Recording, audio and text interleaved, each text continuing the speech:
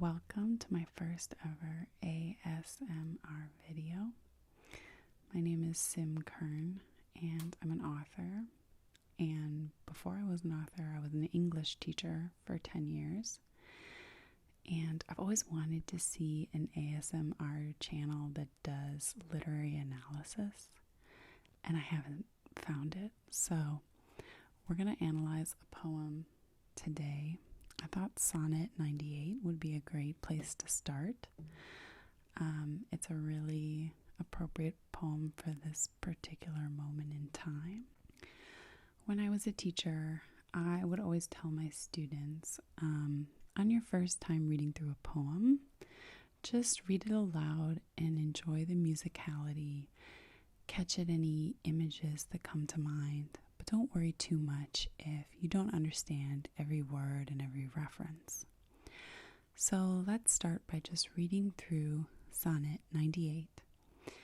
From you have I been absent in the spring, when proud-pied April, dressed in all his trim, have put a spirit of youth in everything, that heavy Saturn laughed and leapt with him.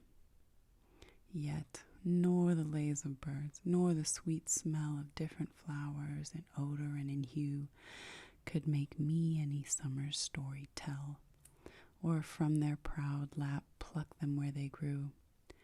Nor did I wonder at the lily's white, nor praise the deep vermilion in the rose. They were but sweet, but figures of delight, drawn after you, pattern of all those. Yet seemed it winter still, and you away, as with your shadow I with these did play. Before we dive into really analyzing the poem, the next thing that I would be sure to do is make sure that I know all of the words and references in the poem that might be unfamiliar. And the first one that I looked up was proud-pied. I had a feeling it meant something like, dressed up all fancy based on context clues. But when I looked this up, it means gorgeously variegated. And variegated is a word that means colorful and patterned. The next reference I looked up, just to be sure I remembered correctly, was Saturn. My knowledge of the Greek gods is better using the Greek names, and sometimes I forget the Roman names. And Saturn was a Titan, and he represents old age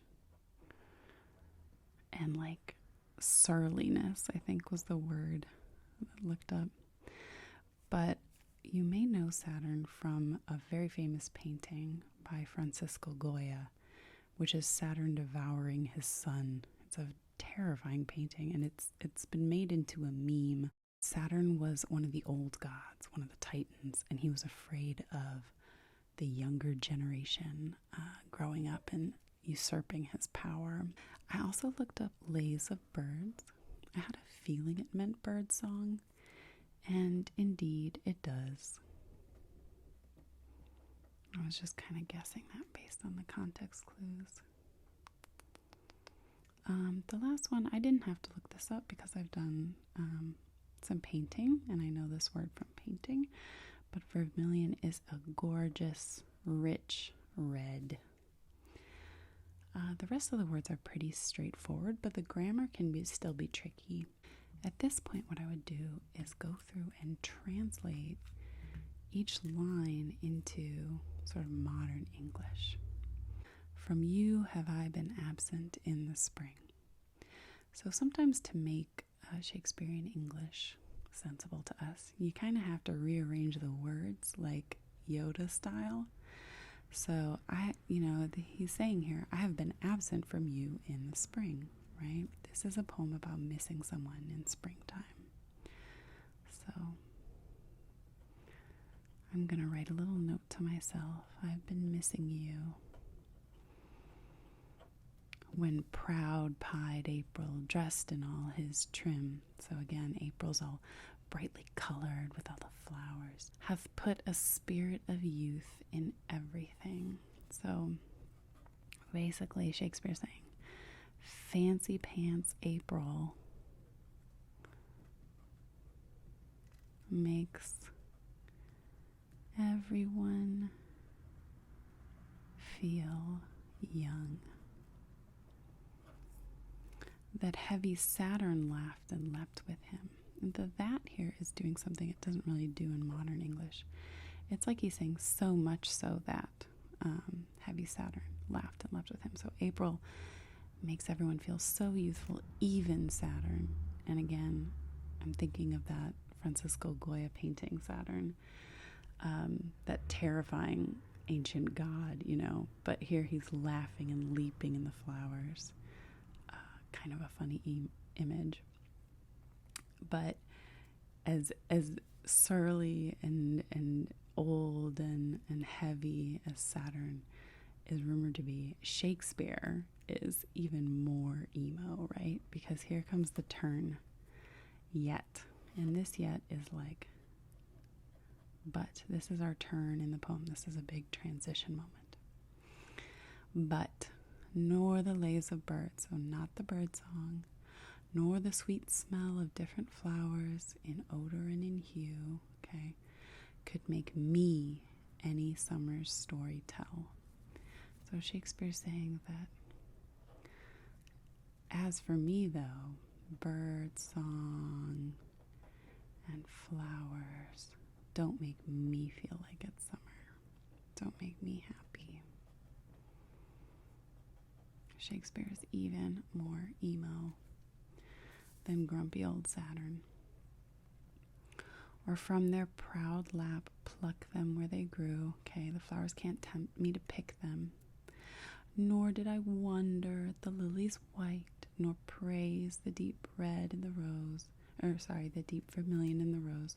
So Shakespeare is saying, like, I'm not feeling blown away by flowers this year. He's not writing any poems to the flowers this year. Okay, so we'll put a note.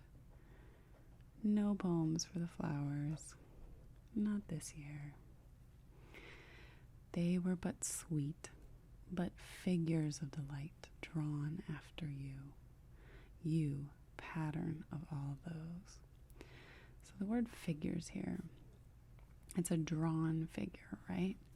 So it's like a sketch, like a figure you'd see in a book. And Shakespeare is saying that all this beauty of springtime, it just reminds me of you. You're like the pattern that all beautiful things are designed after, right?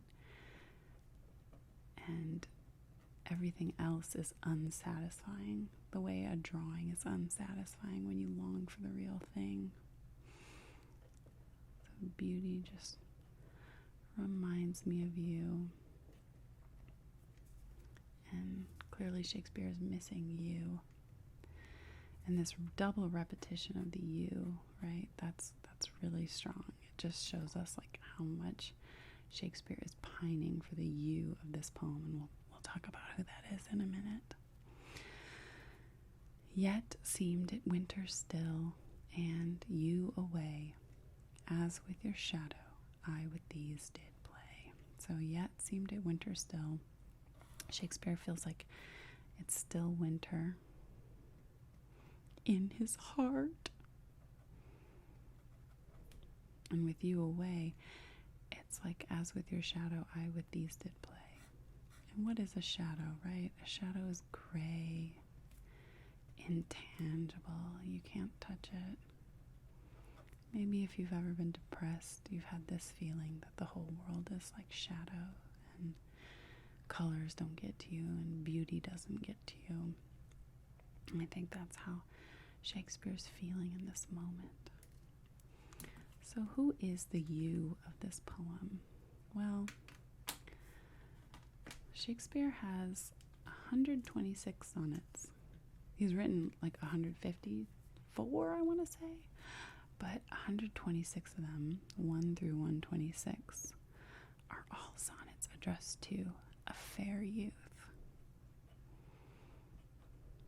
And so this is one of the fair youth sonnets. And there's a lot of speculation about who the fair youth is. but he is definitely a man. He is a young man. There's some theories that he was like a young actor in Shakespeare's troupe, since all the parts were played by men. Women were not allowed to act. There's also theories that he was like a patron of Shakespeare's, who like paid for his shows to be produced. There's also a lot of, there are a lot of people who have done logical gymnastics to try to explain away the fact that Shakespeare was clearly queer, right? Like gay, bi, however you would call it now. But like he loved this man enough to write 126 sonnets to him, whoever he was. And I'll link to a good article that kind of takes down all of these scholars who've tried to say that Shakespeare's not queer. Maybe your English teacher forgot to mention that, but Shakespeare was totally queer. So the U was definitely younger than Shakespeare, and he's really preoccupied with this youth, and you see that in the poem, the inclusion of the reference to Saturn. And I noticed when I analyzed the rhythm of the poem that he comes down really hard on this word youth in the third line. So let's do that. Let's do a little rhythmic analysis. Shakespeare was a master of meter. And so anytime he breaks the meter, I think it's on purpose. And there's often like a little extra meaning you can tease out of the poem by looking at the meter. So, as you may be familiar, Shakespearean sonnets are written in iambic pentameter. And that means each line is 5 iambs, which is a group of an unstressed and a stressed syllable. So this is one iamb. And it makes the rhythm of the poem sound like this. From you have I been absent in the spring. Da-da, da-da, da-da, da-da, da-da, right? And each of these is one iamb. And we have 1, 2, 3, 4, 5, right? So that's the penta in pentameter, iambic pentameter. Anytime he breaks this, it's always worth paying attention. So for this poem, we get perfect iambic pentameter for 2 lines. And then we get have put a spirit of youth in everything. So there's this extra long iamb here in this word, a spirit of youth, writ of youth. There's just a little extra syllable there, and it makes you come down harder on the word youth. And again, this is one of the poems in his A Fair Youth series, so it's not like a big mystery who the youth is, but it's just interesting to me that he came down harder on that word, especially right in the line before Saturn. Maybe Shakespeare was really in his feelings about being older than this, his young lover. He often is. Maybe he just wanted to stress how April is like a time for young people, and he clearly doesn't feel like he's in that category. He doesn't feel like he has anything in common with spring in this poem, right? But I think this poem is super relatable because we are all missing people right now, I think. And maybe we all feel like springtime would be a little bit sweeter if we were with all the people we loved and we could see them and touch them. But instead, all we're left with is spirits and figures, right? Representations, shadows. We can see them on Skype and Zoom, but we don't have them in the flesh, and it's not quite the same. Maybe it even seems like April in all its gorgeous beauty is mocking us in this time of uncertainty. And I think that poetry can be a really great balm for those melancholy feelings. And so I hope that you enjoyed this. Please like and subscribe to help me grow my channel.